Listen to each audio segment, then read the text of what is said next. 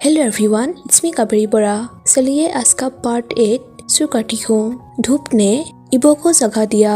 शिवजान उसके बगल में शांति से सो गया। वो शिवजान की खूबसूरत प्रोफाइल देखकर असंभवित रह गया। वो पूरा महसूस कर रहा था, लेकिन समय बीत रहा था और उसे वास्तव में फ्यूचर के बारे में सोचने की जरूरत थी। शिवजान के चाइना लौटने पर वो क्या करेगा? वो अभी वापस नहीं जाना चाहता था। यह अपने डैड के सामने हार मानने जैसा था। लेकिन अगर शिवजान ने उससे पूछा तो वो क्या करेगा? जब तक शिवजान उससे प्यार करता था, उसके लिए यह बिल्कुल भी मायने नहीं रखता था। जान उठने लगा। उसने धीरे से अपनी आंखें खोली और इबो को घूरते हुए देखा। उसकी आंखें प्यार से भरी थी। शिवजान इसे उनमें इतने स्पष्ट रूप से देख सकता था कि उन्हें देखकर उसे लगभग दुख हुआ। वो इबो को किसी भी चीज से ज्यादा अपने साइड में चाहते थे, लेकिन वो डरा हुआ था, बहुत डरा हुआ था कि उसकी जरूरतें इबो को कैसे प्रभावित करेगी। उस क्षण के लिए उसने उन विचारों को अपने दिमाग में बिठा लिया और इबो की उपस्थिति का आनंद लिया। पिछली रात की गतिविधियों के बाद उन्हें अपने शरीर में कुछ दर्द महसूस हुआ। उन्होंने उठने की कोशिश की, लेकिन इबो ने उन्हें पकड़ लिया और उन्हें वेट करने के लिए कहा। वो नहाने के लिए बाथरूम में गया। शिवजान मुस्कुराया। इबो के प्रति उसके एटीट्यूड से वो वास्तव में प्रभावित हुआ। वो बहुत कीमती था। शिवजान ने आखिरकार नहा लिया और अपने शरीर को आराम महसूस किया। उस दिन के बाकी दिनों में इबो ने उसे ऐसे लाड किया जैसे वो एक नाजुक बच्चा हो। यूबिन चाइना लौटने पर जोर दे रहा था, इसीलिए उसे इबो को वापस अपने साथ ले जाने के लिए तेजी से कदम उठाने की जरूरत थी। मीटिंग का दिन आखिरकार आ गया। शिवजान ने इबो से कहा कि न्यू इन्वेस्टमेंट पॉसिबिलिटीज का पता लगाने के लिए उन्हें नए लोगों से मिलने की जरूरत है। इसीलिए इबो इस बात से अनजान घर पर रहे कि क्या हो रहा है। ड्राइवर संजू को योजना के अनुसार समय पर भेजा गया। शिवजान अपने दिल में डर के साथ संजू के ऑफिस पहुंचे। उसे डर था कि इबो का दोस्त उनके लिए मुसीबत खड़ी करने की कोशिश कर रहा है। उसे वास्तव में इस बात का कोई अंदाजा नहीं था कि संजू के दिमाग में क्या है। अपनी अवस्था में उसने अपने शांत, अपने भावहीन मुखौटे को ध्यान से रखने की कोशिश की। उसने शांति से पूछा, आप मुझसे क्या डिस्कस करना चाहते हो? संजू ने जारी रखा, मुझे पता है कि तुम उसके साथ में हो। क्या उसने आपको बताया? उसे इसकी जरूरत नहीं थी। मैं बस इतनी अच्छी तरह जानता हूँ। जान अपनी सीट पर अनकंफर्टेबल हो गया। उनके चेहरे पर एक खामोश सवाल था, लेकिन खुलकर पूछने की उनकी हिम्मत नहीं हो रही थी। वो संजू के जवाब से डर गया। संजू बस हंस पड़ा और कहा, चलो मिस्टर शिव, ऐसा मत बनो। जेलस होने की कोई जरूरत नहीं है। वो मेरे लिए एक भाई की तरह है। मैं अपने पेरेंट्स की एक लौता बेटा हूँ। हम प्रैक्टिकली एक साथ बड़े हुए थे। वो मेरा भाई है। ये सुनकर एक सांस चुरी। संजू ने कहा, मैं उसके बारे में चिंतित हूँ, उसके फ्यूचर के बारे में। शिवजान ने पूछा, क्यों? संजू कहता है, मुझे नहीं लगता कि आप उसे अच्छी तरह से जानते हैं। मेरा मतलब है वो वास्तव में एक कॉम्प्लेक्स कैरेक्टर है। मुझे उस बारे में बात करने दे जो मुझे यकीन है कि उसने आपको नहीं बताया। उसने अपनी पानी की बोतल पर घुट लिया और जारी रखा। वो अंकुल वांग की दूसरी संतान है और वो उसका पसंदीदा था। वो हमेशा उस परिवार का सुनहरा बच्चा रहा था। वो एक अति उत्साही व्यक्ति है। भले ही चीजें आसानी से उसके पास आती है, वो हमेशा कड़ी मेहनत करता है। निश्चित रूप से आपने देखा है कि वो सुंदर है, वो गेय है और उसे रिजेक्ट कर दिया गया है, लेकिन एक गलती के प्रति वफादार है। उसके बचपन से ही बहुत कम दोस्त है। वो आसानी से लोगों पर भरोसा नहीं करता। इसीलिए मुझे आश्चर्य होता है अपने फ्यूचर के लिए इसकी केयरफुली प्लान बनाई गई थी। उन्होंने अपना प्रमुख सुना, लेकिन अंकुल वांग सिर्फ उनके मैनेज के लिए एक नई कंपनी सेटअप करने की योजना बना रहे थे। उन्हें हार्वर्ड से एडमिशन लेटर मिला। उन्होंने कहीं और अप्लाई नहीं किया। उन्होंने बस इतना कॉन्फिडेंट था। शिवजान ये सुनकर इम्प्रेस हुआ। वो इससे इनकार नहीं कर सका। वो किसी तरह जानता था कि इबो खास है, लेकिन अब उसने कन्फर्म की थी कि वो कोई मायनों में प्रतिभाशाली था। अंकुल वांग ने उसके साथ जो किया वो वास्तव में बहुत ही घटिया था, लेकिन कुछ अजीब तरीके से मुझे राहत मिली है। उन्होंने उसे ऐसा जीवन जीने के लिए मजबूर करने की कोशिश की होगी जो उसके लिए नहीं है। जान ने सिर हिलाया, पूरे दिल से समझ रहा था कि चेंजू क्या कह रहा है। वो अच्छी तरह जानता था कि इस तरह का जीवन जीने का क्या मतलब है। जान ने बोलने की हिम्मत की, क्या आपने उसकी मदद करने की कोशिश की? चेंजू कहता है, बेशक मिस्टर सीओ, मैंने उसे उसकी जब पर लगा दिया। वो मुझसे पैसे नहीं लेगा। उसने बस कुछ दिनों के लिए मेरे साथ रहना स्वीकार किया, जब तक कि वो उसे किराए पर नहीं ले लेता, शिथल जहाँ वो रहता है। जान कहता है, मैंने उसे उस जगह से बाहर निकलने की कोशिश की है। चेंजू कहता है, मैं बस शर्त लगाता हूँ कि उसने नहीं कहा। ठीक है। जान ने सिर्फ सिर हिलाया। चेंजू जारी रखा, वो कभी भी उस पैसे को स्वीकार नहीं करेगा जो उसने कमाया नहीं है। जान कहता है, मेरा विश्वास करो, मुझे पता है। चेंजू कहता है, सुनो मिस्टर सीओ, मुझे लगता है कि आप जानते हैं कि वो आपके बारे में कैसा महसूस करता है। जान ने आंखें नीचे कर ली। चेंजू पूछता है, आप उसके लिए क्या महसूस करते हैं? जान हिचकिचाया। चेंजू को ठीक यही डर था। सियो जान ने अभी तक अपनी भावनाओं को स्वीकार नहीं किया था। अगर वो वास्तव में बहुत जल्दी एक साथ हो गए और वो इस बात का उल्लेख किए बिना था कि कैसे इबो के फ्यूचर से समझौता किया जा सकता है। चेंजू कहता है, यदि आप नहीं चाहते हैं तो आपको मुझे बताने की आवश्यकता नहीं है। चेंजू सोचता है, इबो को मदद कैसे करे? वो कुछ भी यूजफुल नहीं आया। जान ने बीच में कहा, मेरा एक सवाल है, आपने या आपके परिवार ने उसे स्कूल जाने में मदद क्यों नहीं की? चेंजू ने जोर से हफ किया। उसके चेहरे पर एक मुस्कुराहट थी। चेंजू जारी रखा, मेरे डैड ने मुझे मना किया था। उन्होंने ऐसा करने के लिए मेरे सारे रिसोर्सेस ले लिए। वो अंकुल वांग के प्रति बहुत वफादार है। इसके अलावा उन्होंने इसे कभी स्वीकार नहीं किया होगा। मेरे पास पागल वीजा था। मैं ऐसे लोगों को जानता हूँ जो हार्वर्ड में लोगों को जानते हैं। मैं एक साइंस स्टूडेंट के लिए एक स्पेशल स्कॉलरशिप सेटअप करने के लिए उनसे बात करने वाला था। चेंजू ने पूछा, क्या यह भी संभव है? शिवसान कहता है, हाँ यह संभव है। चेंजू कहता है, अगर मेरे पास पैसा होता तो उसे दे देता। ये सुनकर जान ने अपने सीने में दर्द महसूस किया, लेकिन वो वैसे भी जारी रखा। जान कहता है, मेरे पास पैसा है। चेंजू पूछता है, क्या आपको यकीन है आप ऐसा क्यों करेंगे? मुझे लगता है यह आपके हितों के खिलाफ जाएगा। अगर मैं गलत नहीं हूँ। जान ने अपनी आंखें बंद कर ली। चेंजू को दिखाई देने वाली अपनी भावनाओं को नियंत्रित करने का फिजिकली प्रयास किया। वो वास्तव में ऐसा नहीं करना चाहता था। इस पागलपन को रोकने के लिए उसके शरीर की हर कोशिश कर रही थी, लेकिन वो अच्छे विवेक से इबो को स्वतंत्र रूप से सुनने के अपॉर्चुनिटी से वंचित नहीं कर सके। वो अभी भी उन आंसुओं से लड़ रहा था जो उसकी आंखों से सलग पड़े थे। अंत में उसने अपनी भावनाओं पर काबू पाया और बोला, उसे फ्रीली से सुनना चाहिए। चेंजू ने जान को अविस्मरणीय रूप से देखा। यह आदमी किस चीज से बना था? उसने खुद से पूछा, क्या इबो के लिए उसकी भावनाएं इतनी गहरी थी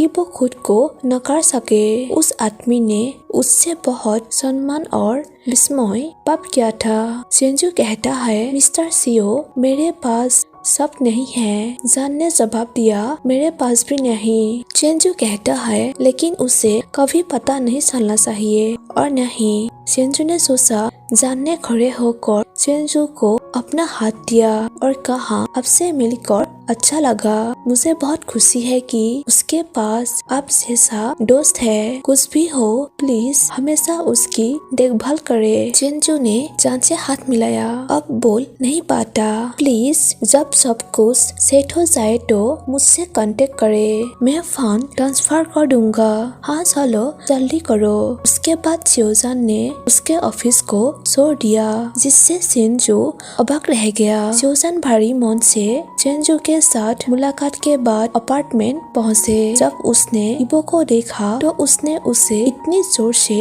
गले लगाया कि इबो चौंक गया। इबो को लगा कि शिवजान को कुछ हो गया है, लेकिन उसने पूछा नहीं। अगर शिवजान उसके साथ कुछ शेयर करना चाहता था तो वो खुशी से सुनेगा। वो उसकी चुप्पी का सम्मान करता। उस रात उन्होंने सेक्स भी नहीं किया। जान पूरी रात इबो को अपनी बाहों में पकड़े हुए था। इबो को जान की बाहों में नींद आ गई। उस रात 1 मिनट भी नींद नहीं आई। उसने इबो की खुशबू सूंघने और उसके बालों को सहलाने में टाइम बिता दिया। 1 हफ्ता बीत गया और सेंजू ने उससे कांटेक्ट किया। उसे उस आदमी को देना ही था। फूटी ना हुई तो कुछ भी नहीं। सब कुछ यथावत था। इबो के पास यह सोचने की भी सोच थी कि जान उस पैसे को अपने टैक्स से कैसे काट सकता है। वो किसी दिन एक बहुत ही अच्छा बिजनेस पार्टनर होगा। 2 हफ्ते बाद स्कॉलरशिप प्रॉपर्ली सेटअप हो गई। शिवजान ने पैसे ट्रांसफर कर दिए। स्टार्टिंग में वो tuition, accommodation, books and food के लिए पे करना चाहता था। सेंजू ने उसे अन्यथा मना लिया। सेंजू के शब्दों में यह सस्पिशियस होगा। इबो मूर्ख नहीं है। सेंजू ने कहा, तो स्कॉलरशिप में 4 साल के लिए ट्यूशन और किताबें शामिल थी। हाउस ट्रिप 6 महीने के लिए, और वो सब था। इबो को जानने के बाद वो अपने बाकी खर्चों को पूरा करने के लिए पार्ट टाइम जॉब की तलाश करेगा। सेंजू ने यह भी अरेंज की ऑफर के साथ इबो से कैसे संपर्क किया जाए। वो मुश्किलों से इबो से संपर्क कर पाता था, ना पहले से ज्यादा ना कम। इन सभी प्रतिक्रियाओं के 1 हफ्ते बाद एक मासूम सा दिखने वाला ईमेल इबो के इनबॉक्स में पहुंचा। यह हार्वर्ड के एडमिशन ऑफिस से था। बस एक न्यू स्कॉलरशिप को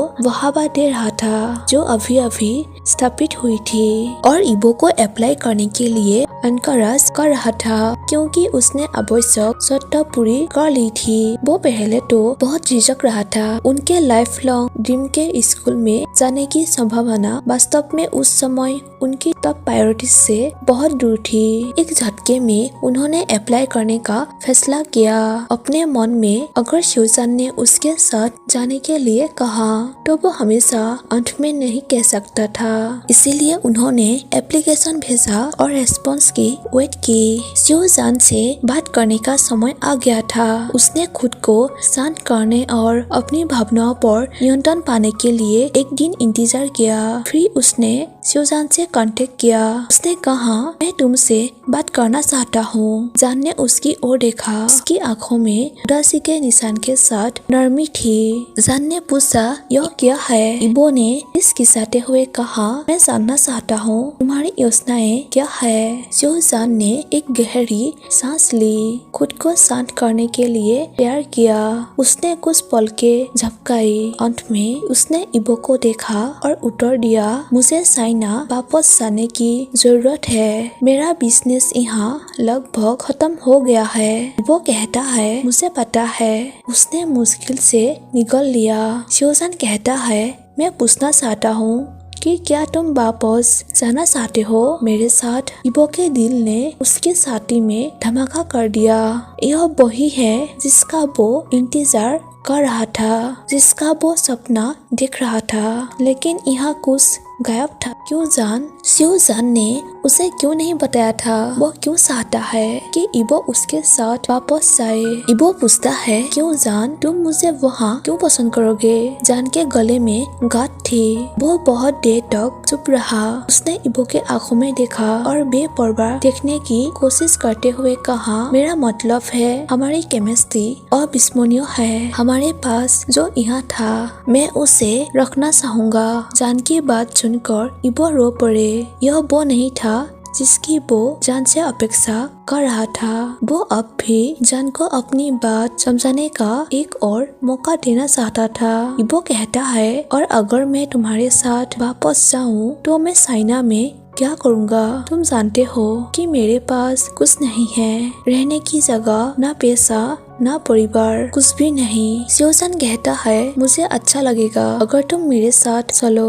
इबो पूछता है और क्या करूं? शिवजान कहता है तुम वहाँ यूनिवर्सिटी जा सकते हो। इबो कहता है लेकिन मेरे पास कोई पैसा नहीं होगा। शिवजान कहता है मैं तुम्हारा सपोर्ट कर सकता हूँ। इबो आंतरिक रूप से फिर से रो पड़े और जान से सवाल किया तुम ऐसा क्यों करोगे? मैं वास्तव में तुम्हारे लिए क्या बनूंगा? शिवजान कहता है तुम मेरे साथी बनोगे। इबो को निराशा होने लगी थी। वो पूछा आखिर इसका क्या मतलब है? शिवजान कहता है तुम जानते हो कि वापस चाइना में हम खुले में रिलेशन नहीं बना सकते। इबो जानते थे कि जान सही था। अब तक बहुत अच्छा था। जान ने जारी रखा वापस वहाँ मैं आमतौर पर यंग ब्यूटीफुल वुमेन्स को दिखावे के लिए अपनी गर्लफ्रेंड के रूप में पोस्ट देने के लिए किराए पर लेता हूँ। वो पब्लिक की नजरों के लिए मेरे रोमांटिक पार्टनर है। ये सुनकर इबो बहुत खामोश थे। उसका दिमाग काम कर रहा है। जान की बातों पर विचार कर रहा है। क्या वो शिवजान को पब्लिक किसी वुमेन के साथ देख सकता था? क्या वो जान को किसी अन्य व्यक्ति का हाथ पकड़कर या पब्लिक रूप से उन्हें सुनते हुए खड़ा कर सकता है? जवाब जल्दी से आया। अगर शिवजान उससे प्यार करता है तो वो कर सकता है। उसने अपने दिमाग में एक मंत्र पढ़ना शुरू कर दिया। मुझे बताओ कि तुम मुझसे प्यार करते हो और मैं पब्लिक रूप से शर्मिंदा रहूंगा। मुझे परवाह नहीं है, बस मुझे बताओ कि तुम मुझसे प्यार करते हो। जान इबो के सामने खड़ा था। चुपचाप उसका चेहरा देख रहा था क्योंकि वो गहरी सोच में डूबा हुआ था। वो की दर्दनाक अभिव्यक्ति को देखकर उन्हें बहुत दुख हुआ, लेकिन वो ऐसे ही खड़ा रहा। शिवजान कहता है तुम जानते हो कि मैं तुम्हारी देखभाल करता हूँ। इबो ने उन आंसुओं के खिलाफ इतनी कड़ी लड़ाई लड़ी जो उसकी आंखों से छलक पड़े। वो नहीं रोएगा, जान के सामने नहीं। उसे अब भी अपना अभिमान था। शिवजान कहता है तो इसे लेने दो। मैं एक सीक्रेट मिस्ट्रेस जैसे तुमने रखा होगा। इबो ने पूछा जैसे तुम्हारा डर्टी सीक्रेट। शिवजान कहता है प्लीज ऐसा मत कहो, ऐसा नहीं है। जान उस वाक्य को पूरा भी नहीं कर सका। इबो पूछता है फिर तुम्हारे करीबी लोग मेरे बारे में जानेगा? जान कहता है ठीक है, उनमें से कुछ। इबो ने जोर दिया किसकी तरह? यूबिन की तरह, तुम्हारा असिस्टेंट? शिवजान कहता है हाँ, और कौन? जान ने जवाब दिया कोई और नहीं। इबो ने अपनी पीठ सीधे करते हुए कहा मैं समझ गया। उसकी आंखें बर्फीली हो गई, उसका चेहरा भावहीन। उन्होंने जारी रखा ठीक है, मेरे पास मेरा जवाब है। जितना मैं तुम्हारे प्रस्ताव से खुश हूँ मुझे ना कहना होगा। इबो ने जारी रखा मुझे अभी स्कॉलरशिप के लिए एक ऑफर मिला है। ऐसा लगता है कि मैं आखिरकार हार्वर्ड जाऊंगा। जान ने उसे एक प्यारी सी मुस्कान दी और उससे कहा तुम्हारे लिए अच्छा है, मैं तुम्हारे लिए खुश हूँ। इबो ने सिर हिलाया और अपने कमरे की ओर चलने लगा। वो थोड़ी देर रुका और शिवजान को बताया मुझे लगता है कि अगर मैं अपने अपार्टमेंट वापस जाऊं तो यह सबसे अच्छा है। जान ने हिलने डुलने का फिजिकली प्रयास किया। उसे कमरा घूमता हुआ महसूस हुआ। उसे सांस की कमी महसूस हुई। उसने महसूस किया कि बड़ी होने वाला है। यह इतना कठिन, इतना दर्दनाक था। वो अकेले में फोन करने के लिए अपने कमरे में चला गया। उसने सिंजू को कॉल करके कहा उससे तुम्हारी जरूरत है, वो अपने अपार्टमेंट जा रहा है। सिंजू पूछता है क्यों? शिवजान कहता है इससे कोई फर्क नहीं पड़ता, वो स्कॉलरशिप स्वीकार करेगा। चिंजू कहता है ठीक है। शिवजान ने चिंजू से विनती की, प्लीज उसे अकेला मत छोड़ो। चिंजू मुस्कुराया बिना शब्दों के साथ। शिवजान इस गड़बड़ी में संदेह करने लगा और फोन रखने ही वाला था, तब चिंजू ने उसे रोका। मिस्टर सियो, आप जानते हैं मैं क्यूरियस था कि इबो आपके लिए इतनी मेहनत और इतनी तेजी से क्यों गिरे। अब मुझे पता है। जान हंसा। चिंजू कहता है मिस्टर सियो, मैं हमेशा इबो के कोने में रहूंगा, लेकिन मैं वहाँ से तुम्हारे लिए शेयर करूंगा। जान ने एक मनोरंजक हंसी निकाली। तुम अच्छे बच्चे हो चिंजू, उसका ख्याल रखना। इबो को बाहर देखने के लिए जान इस बेडरूम से बाहर चला गया। इसी समय इबो अपना सामान एक डफेल बैग में पैक करके इस कमरे से बाहर निकला। वो गोल्डन सेलफोन वापस देने वाला था जिसे जान ने उसके लिए खरीदा था। जान ने इसे वापस लेने से इनकार कर दिया। नहीं, यह तुम्हारा है, तुम मुझे इसमें से कभी फोन कर सकते हो। इबो निराश होकर मुस्कुराए और कहा हाँ मैं कर सकता था, लेकिन उसने कभी नहीं कहा कि वो करेगा। जान ने रिक्वेस्ट किया, क्या मैं तुम्हें सुन सकता हूँ? इबो ने अपना डफेल बैग फर्श पर छोड़ दिया। जान के लिए आगे बढ़ा, उसे कसकर गले लगाया और उसे सुमा। कुछ समय बाद वो जान से अलग हो गया। गुड बाय शिवजान, मैं तुम्हारे खुश रहने की विश करता हूँ। वो मुड़ा और बिना रुके दरवाजे की ओर बढ़ा। उसने शिवजान को उससे कुछ और कहने का मौका नहीं दिया। शिवजान वहाँ खड़ा था, चाहता था कि भगवान उस पर दया करे और उसे तुरंत मार डाले, क्योंकि यह डॉट असहनीय था। सो गाइस, मैं आज का पार्ट यहीं पर खत्म कर देती हूँ। And thank you for watching my video. Bye bye.